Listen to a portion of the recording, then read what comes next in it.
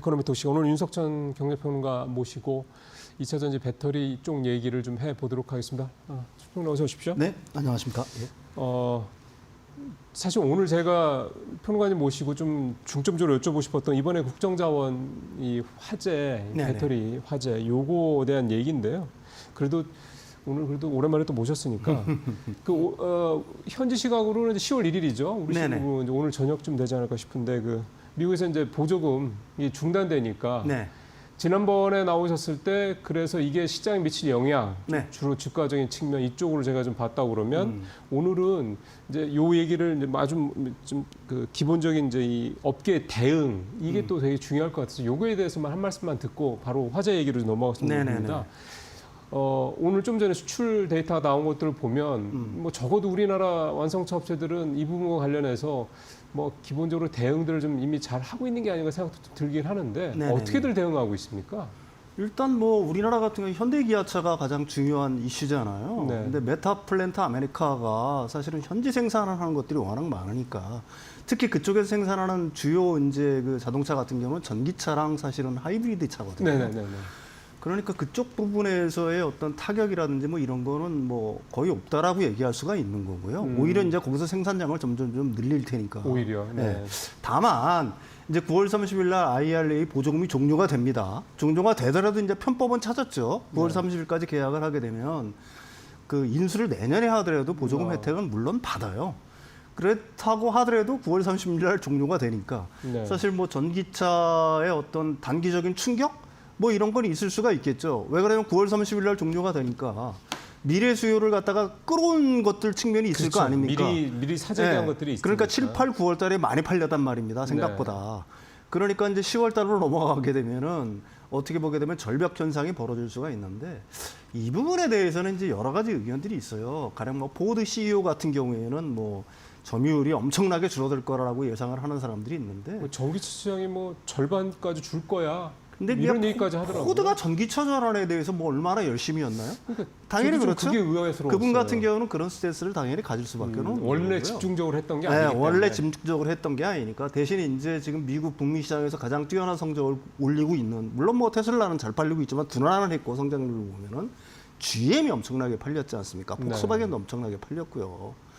그러니까 이런 회사들 같은 경우에는 전기차 전환에 대해서 오히려 속도를 내면 냈지 덜하지는 않을 거다. 왜 그러냐면 미국 내만 보고서 비즈니스를 하는 게 아니지 않습니까? 그렇죠. GM만 해도 그렇죠. 네, 그러니까 유럽에서 엄청나게 잘 팔리고 있고 그다음에 중국 시장 가고 있고 우리나라도 지금 잘 팔리고 있고 특히 그 선진 시장보다는 이게 개대국 시장에서 엄청 전기차 전환율이 빨라요 생각보다. 그렇죠. 예, 거의 50% 넘어가는 나라들이 많아요. 인도네시아, 뭐 멕시코 등등등 해가지고 인도도 마찬가지고요. 그러네요. 예, 그렇다고 한다면은 세계 전략에서 이 레거시 자동차들이 세계 전략에서 전기차를 과연 포기하고 그러니까. 과연 그 생존할 수 있을까라는 거에는 뭐 저는 개인적으로 의문인 상황인 거고요. 단기적인 충격은 분명히 있을 겁니다. 그렇지만 그게 중장기적으로 전기차 시장에 엄청난 영향을 미치면서 이게 뭐 수요 절벽으로 이어지면서 급락할 거라고 보지는 않아요. 그러니까 결국은 전기차의 전체 차량에서 차지하는 전기차의 비중이 네. 다소 속도가 느려질지는 몰라도 계속 늘어나는 것만큼은 분명하다. 이렇게 봐야 되는 거고요. 그리 안 가면은 사실 자동차 회사로서는 의미가 없어요. 앞으로는 네. 제가 계속 말씀을 드리지만 그게 이제 물리적 AI하고 결합이 되게 되면은 전기차가 아니면 방법이 없다는 얘기니까요. 맞습니다. 그러니까 경쟁력을 떨어뜨린다는 행위 자체를 하고 있는 거고요. 아까 포드 CEO가 이제 주로 그런 주장들을 많이 하는데 포드는 전기차 전환이 느리잖아요. 네, 사실 거기는 그러니까 어쨌든 내연기관차와 그다음에 하이브리드 네. 쪽으로 오랜 기간을 가져가고 싶겠죠. 네. 그게 속내 아니겠습니까? 맞습니다. 예. 뭐 참고로 지금 2차 전지 쪽들 주요 종목들을 좀 보니까 물론 썩 좋지는 않습니다. 뭐 에코프로 BM이 마이너스 0.8% 크지는 않고요. 폭스코 퓨처엠이 뭐 마이너스 1.56% 정도 뭐 그 정도입니다. LNF가 오늘 조금 낙폭이 크긴 합니다. 최근에 좀 많이 오른 것도 좀 있긴 한데 3% 정도. 예, 그 정도. 그러니까 분명히 영향은 앞에서 평론가님 말씀하신 대로 단기적으로는 분명히 있을 것이다라는 부분. 그러니까 이거는 이제 감수하고 가야 될 부분인 것 같고요. 자, 이제 오늘 저희가 좀 주로 여쭤보려 했던 이 국가정보자원관리원 화재 사고, 이 배터리 관련된 얘기를 이게 이제 중요한 거는 사고 원인 아직 정확하게 밝혀진 건 아닌데 네네. 이게 또 배터리 때문이라고 생각하니까 사람들이 예전에 한번 인천 송도였었나요? 네네, 그때 그렇죠. 그 자동차 예, 벤츠 사고처럼 또 배터리에 대한 안전성에 대한 뭔가 또 의구심 이런 것들이 또 커지는 게 아닌가 싶어서 이게 또 하나의 악재가 되는 게 아닌가 싶어서 이거를 어떻게 좀 초반에 굉장히 중요하게 판단을 해야 될 것 같아요. 일단 어떻게 보세요, 이번 사고는? 이게 지금 10년 이상 사고가 안 났다는 것도 저는 그거 굉장히 의문인 상황인 거예요, 사실은. 아, 그래요? 한번 생각을 해보십시오. 서버하고 이 배터리 팩하고의 간격이 60cm래요. 거기에 방화 격벽도 없었어요. 생각을 해보십시오. 언제든지 사고가 날 수 여지가 언제든지 있었던 사고가 거군요. 발생할 수 있었던 소지가 있었다라고 이야, 보는 거고요. 그러네요. 그다음에 이게 2014년에 생산된 겁니다. 사용 연수가 10년이에요. 10년을 넘어서 권고도 받았어요. 교체하라고. 네, 그랬다고 그러대요. 그 권고도 안 받았어요. 배터리라는 게 요즘은 하루가 다르게 기술이 발달하지 않습니까? 발전하지 않습니까? 10년 전에 만들어진, 10년 전 이상 전에 만들어진 배터리와 지금 배터리하고는 일단 차원이 다른 거고요. 네. 사용 연수가 지났으면 바꿔야죠. 그렇지 않습니까? 그다음에 그 이전에 그 카카오 사태에서 데이터 센서 불났을 때 2022년도 때. 민간에는 굉장히 엄격한 기준을 갖다가 만들었잖아요. 서버와 이쪽 가령 뭐 렉과 렉 사이에 뭐 방화 격벽을 설치한다든지 뭐 이런 조치들이 있었어야 되는데 이게 불이 안 났다는 것 자체가 이상한 거 아니에요? 그다음에 오늘 신문 보니까 그거 확인되지 않았지만 그 배터리를 갖다 이전 그 해체 작업을 할 때 아르바이트생들을 썼다는 아르바이트 인력들을 썼다는 거예요. 전문 인력도 외주 인력. 아니고. 뭐 전문 인력이 어느 정도 포함이 돼 있는지 모르겠지만 그러게요. 그러니까 이 배터리 포비아를 갖다가 말하기 전에 네. 배터리라는 게 항상 어떻게 보게 되면은 열폭주의 가능성 뭐 이런 것들이 있는 거잖아요, 항상. 네. 불날 가능성이 있다는 얘기입니다. 그럼 이거에 대한 어떤 사전 대비들을 갖다 했었어야 된다는 얘기고요. 그걸 등한시했다는 거는 이건 말 그대로 배터리 자체의 문제라기보다는 제가 관리 생각하기에는 문제다. 인재인 가능성이 굉장히 높다. 물론 결과는 나와봐야 알겠지만 그렇죠. 네. 그렇게 생각을 합니다. 그러니까 예. 이번에 이게 3원계 배터리였다고 그러더라고요. 예, 그렇습니다. 예, 예. 그러면은 3원계 배터리의 화재였던 이런 부분에 대한 우려, 예. 이게 연결고리를 좀 설명을 좀 해주시면은요. 이 에너지 밀도가 높잖아요. 네. 그러니까 에너지 밀도가 높다는 얘기는 열폭주의 가능성이 더 높다는 얘기예요. 그렇죠. 한번 생각을 해보십시오. 전자 이동이 활발하지 않으면은 그 에너지 밀도가 낮을 거 아닙니까? 이게 활발하지 않으면 열폭주의 가능성도 없겠죠. 근데 우리가 물리적으로 한번 생각을 해보시라는 얘기예요. 전자가 막 움직여가. 우리가 핸드폰 많이 쓰면은 막 열이 뜨끈뜨끈하게 올라오지 뜨끈뜨끈하죠. 않습니까? 계속 쓰면은 똑같은 논리예요. 그러니까 에너지 밀도가 높은 배터리일수록 사실은 그 열 안정성에 대해서는 취약한 게 사실인 거고요.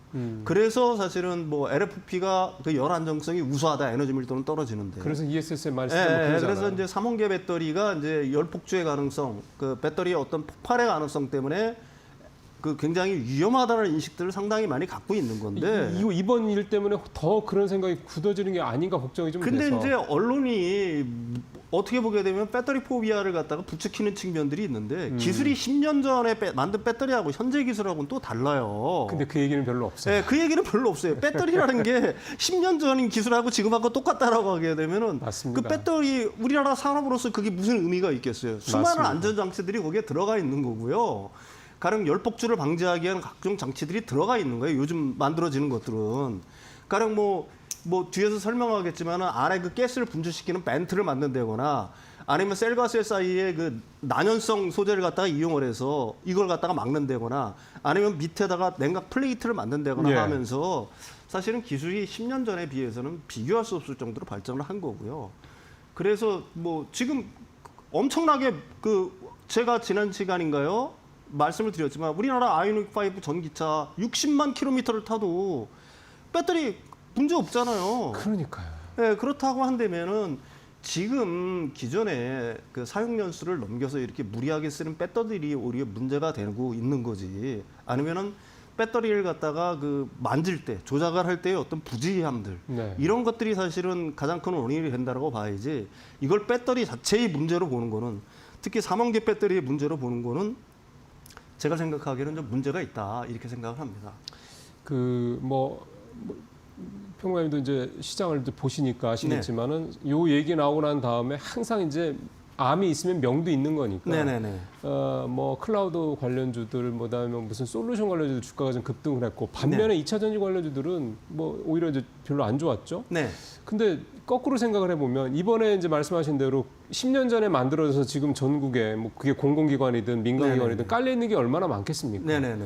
그럼 이번에 아마 그런 부분들에 대해서 다 조사가 일단 대통령도 지시를 좀 한 네네네. 상태고 적어도 공공기관들만큼이라도 전수조사가 아마 갈 가능성이 높은데 네네네.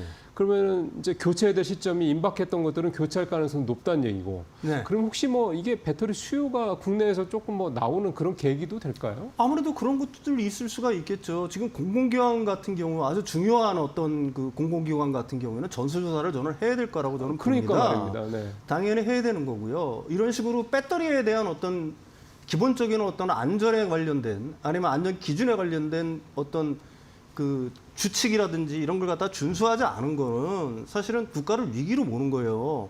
이런 식의 얘기가 될 수도 있는 거예요. 가령 미군에서 왜 중국산 ESS 배터리를 안 쓰려고 하는 거냐. 그렇죠. 그게 사실은 이게 폭발의 위험 때문에 그런 거거든요. 외부에서의 폭발을 갖다가 시킬 수 있다는 어떤 그런 우려들 이런 걸 강조해서 그러는 건데 보안 문제도 있겠지만. 네, 보안 문제도 있겠지만은 사실은 이게 지금 굉장히 중요한 이슈가 될 수밖에 없는 거예요. 이 배터리들이 들어가는 데들이 대부분 가령 뭐 중요한 어떤 그 서버라든지 예. 뭐 대부분 다 이런 데 그 들어가는 거 아닙니까? 무정전 장치라든지 아니면 전력을 공급하는 유틸리티라든지 뭐 예. 이런 쪽에 들어가는 건데 이런 쪽에 노후화된 배터리를 갖다가 그대로 갖고 있다는 거는 어떻게 보면 시한폭탄을 안고 가는 거랑 똑같다는 얘기입니다. 그러니까요. 지금이라도 전수조사를 할 필요가 있다라고 저는 개인적으로 생각을 해요. 예. 혹시 이번에 이 3호기 배터리가 LG 에너지 솔루션 거라면서요? 네네네. 혹시 이게 LG 에너지 솔루션의 뭐 글로벌 시장 뭐 진출 뭐 또는 이제 뭐 수주 이런데 이게 혹시 영향을 아직 뭐 정확한 사고원이 밝혀진 건 아니긴 합니다만 혹시 그냥 단순 네네. LG 에너지 솔루션이 만든 NCM 배터리래 네. 요 팩트만 가지고 혹시 뭐 그런 영향이 있을까요? 글쎄요. 그런 영향은 거의 없다라고 보는 거고요. 특히 ESS 배터리 같은 경우에는 테슬라가 6.5치를 LG 엔솔에 발주를 했지 않습니까? 그거는 이제 LFP 배터리를 발주를 한 거니까 그렇죠. 이번 3원계 그건 배터리랑은 다르죠. 상관이 없는 거고요. 주로 이제 3원계를 공급하는 게 결국은 삼성의 SDI 같은 경우인데 삼성 SDI 같은 경우에는 우리나라가 사실은 ESS 시장의 제일 왕자였잖아요. 맨 그럼요, 처음에 네. 중국이 들어오기 전에. 근데 불이 엄청 났었어요. 사실 그때. 아. 그래서 우리나라가 ESS 시장을 점점 멀리하면서 그래서 이게 ESS 시장 자체를 갖다 중국한테 내준 계기가 된 거예요. 그래서 지금 셀사 같은 경우에는 이 그 ESS라든지 이런 쪽에 이 불나는 거에 대해서 굉장히 어떻게 보면 조심을 하고 트라우마가 있겠네요. 예, 굉장히 트라우마가 있어요. 그래서 삼성의 그 SBB라고 보통 얘기를 하죠. 삼성 그 배터리 박스. 예. 거기에는 열폭주 방지 장치가 이게 2개, 3개 뭐 이런 식으로 겹겹이 들어가 있다라고 생각을 하시면 됩니다. 가령 뭐 함칩식 소화 기술이라 가지고 불이 나게 되면 셀 내에 직접 그 소화 그 어떤 그 액체 같은 경우를 갖다 분사를 해가지고 끄는 기술부터 시작을 해서 그다음에 각형 배터리를 만들었잖아요. 네네네. 그러면 거기에 이제 그 가스가 발생했을 때 벤트를 설치해가지고 예. 가스 분출을 시킨다거나 아니면 별도 단열자라든지 하먼 행각 플레이트를 통해서 2중, 3중으로 지금 이 불나는 걸 갖다가 방지를 하고 있는 거예요. 그러니까 삼성의 배터리 자체 내에다 배터리 탑재가 자체에 된다는 다 얘기죠. 탑재가 아. SB 박스라고 그래가지고 이 컨테이너 박스처럼 생긴 거 있지 않습니까? 네네. 그런 식으로 ESS 그 배터리 시스템을 만들고 있어요. 왜 그러냐면 우리나라 같은 경우, 우리나라 셀사 같은 경우는 그거에 대한 어떤 트라우마가 벌써 있다. 그러니까 앞으로 지금 같은 경우는 더 하겠죠. 만약에 지금 거기서 불이 난다. 배터리 자체의 원리는 불이 난다. 그래가지고 가령 뭐 유틸리티 시설이라든지 뭐 태양광 시설이라든지 이런 것들이 이런 서버가 다 불났다라고 생각을 해요. 그 책임은 어떻게 질 거예요? 책임도 책임인데 이제 장사 다 한 거죠. 아니 그렇죠. 그걸로 끝나는 거예요. 어떻게 보게 되면 배상 책임부터 시작을 해서. 그러니까요. 그래서 과거와는 비교했을 점제에 어떤 안전장치들이 지금 들어가 있다는 점을 갖다 인식해야 될 필요가 있다. 이렇게 그 말씀을 드릴 수가 있겠습니다. 그래서 예, 예. 결국 우리도 ESS 쪽은 LFP로 가는 이유도 뭐 그런 부분도 좀 가만히 전체적으로 된 걸 수도 있겠다. 이렇게 왜 봐야 되겠네요. 뭐 삼성 SDI 같은 경우도 LFP 왜 그러면 테슬라가 LFP 각형이라는 폼팩터를 요구를 해요. 왜 아무래도 LFP가 에너지 밀도는 좀 낮은 대신에 그러니까 ESS 쪽에서는 말씀하시는 네, 거죠. ESS 배터리 예. 쪽에서는 그러니까 뭐 어차피 자동차 같은 경우에는 LFP 배터리로는 그 볼륨급 이상을 갖다 침투할 수 없어요. 그건 무리하는 거예요, 굉장히. 왜 그러냐면은 자동차가 순간적으로 출력을 내게 되면은 그러니까 LFP 같은 경우는 C레이트가 기껏해봐야 0.5C에서 1C 정도가 가장 안정권이에요. 근데 이걸 갖다가 가령 5C까지 순간적인 출력을 냈다. 그러면 위험해지는 거죠. 그럼 LFP 배터리 수명 단축뿐만 아니라 굉장히 더 위험해요. 화재가 나지는 예, 않더라도. 예. 그래서 그 순간적인 출력이 요구되는 ESS는 순간적인 출력이 요구되지 않지 그런 게 않습니까? 없죠, 그냥 예. 꾸준하게 이렇게 네, 전력을 맞습니다. 공급하면 되는 건데 전기차에서는 그게 제가 거듭 말씀드리지만 일시적인 LFP가 쓰이는 게 일시적인 현상들이지 그걸로 그 전기차 시장을 대체할 수는 없다. 이 점을 갖다가 명확히 좀 이해하실 필요가 있을 거라고 그럼 봅니다. 지금 그러니까 캐즘을 극복한 해 만에 요 즈음에서는 사람들이 네. 그러니까 소위 말해서 조금 가성비 중심으로 그러니까 좀 싼 차값 자체 네네. 그게 이제 배터리가 가장 비중이 크니까 네. 그런 쪽으로 가는 거지 종국적으로 자동차라는 이 디바이스의 특성상 순간적인 출력이라든가 뭐 이런 부분들을 다 종합으로 했을 때는 LFP 쪽은 지금 잠깐의 어떤 흐름 정도로만 봐야 되는 거군요. 결국 당연히 그 그런 이상의 거죠. 고출력, 고밀도의 예. 배터리로 갈 수밖에 없다. 왜 중국 정부가 그 수출 허가제를 시행했겠어요, 전기차에. 형편없는 제품들을 수출해가지고 외국에서 평판이 안 좋으니까 수출 허가제 실시한다는 거 아니겠습니까? LFP가 전기차에 쓰인 지가 몇 년 안 됐어요. 그러면 한 3년, 5년 정도 되면 그 진가가 나타나겠죠. 그러면 네. 가령 우리나라에 3원계 배터리를 쓴 EV5 같은 게 60만 킬로를 달려도 SOH가 90 몇 %, 그러니까 배터리 상태가 90 몇 %가 남아있다는 얘기예요. 거의 사실 새 거 아니에요? 새 거라고 볼 수 있는 거죠. 근데 LFP는 과연 얼마나 남아있을까가 아직도 이제 슬슬 검증이 되는 단계가 오겠죠. 그렇게 되면은 사실은 그게 그 LFP가 더 이상 그 전기차 분야에 쓰일 수 없을 거고요. 특히 PHEV에도 많이 쓰이는데 PHEV에는 조그만 배터리도 들어가잖아요. 하이브리드 말씀하시는 네, 거죠? 하이브리드에. 예. 그럼 이거는 LFP를 만약에 여기다 썼다. 그럼 이건 더 높은 C레이트를 요구를 해요. 그러겠죠. 순간 출력이 조그만 배터리에서 더 높은 출력을 얻어내야 되니까. 이게 앞으로 5년, 3년, 5년 있다가 어떤 문제를 일으킬지 그 자동차 전문가들이 하는 얘기입니다. 예. 이게 NCM이 이제 사실 지금 당장만 놓고 생각하면은 왜 우리가 하필이면 NCM을 했을까, 3원계 배터리를 했을까 이런 생각을 하시는 분도 좀 많으셨던 것 같습니다. 그게 이제 우리 차전지 업체들이 최근 2, 3년 고생하고 있는 이유이기도 한데 계속 말씀을 들어보면 결국 자동차는 LFP는 분명히 한계가 뻔하다라는 게 지금 상황은 분명히 좀 우리가 알 수가 있는 거고. 예. 그러면 이제 그 이상으로 뭔가 고출력이나 고밀도를 낼 수 있는 뭔가 이런 배터리, 그게 이제 NCM이든 그 이상 다른 네네네네. 버전이든 간에 지난번에 말씀 네, 미드 망간이 미드 됐든 망간이든. 전고체가 됐든지 UAM이라든지 로봇 같은 건 더 높은 출력이 그러니까요. 요구할 거 아니에요. 로봇은 전기차보다도 순간 출력이 더 더 높아야 돼요. 들어가겠죠.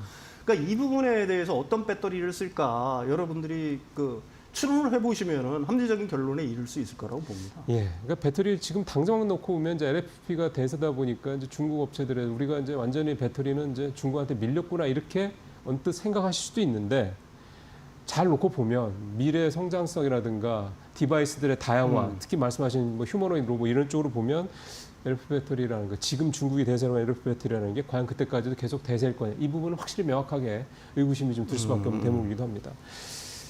요 관련해서 하나만 좀 더 여쭤볼게요. 국내 얘기, 아까 해외 쪽은 기본적으로 ESS 같은 경우는 이제 우리도 LFP를 하니까 큰 네. 문제는 없을 거다 말씀을 하셨고, 그 다음에 또 하나가 지금 정부에서 이제 국가 차원의 ESS 프로젝트를 계속 하고 있고, 1차에서 삼성 SDI가 이 3원계 배터리를 해서 네네. 8개 중에 6개 사업을 네네. 땄다고 그러더라고요. 이제 네네. 2차를 앞두고 있는데 변화가 생길 수도 있을까요? 삼성 SDI가 딴 거는 사실은 가격을 갖다 대폭 낮췄고요. 그다음에 국내 생산이 굉장히 주요했어요.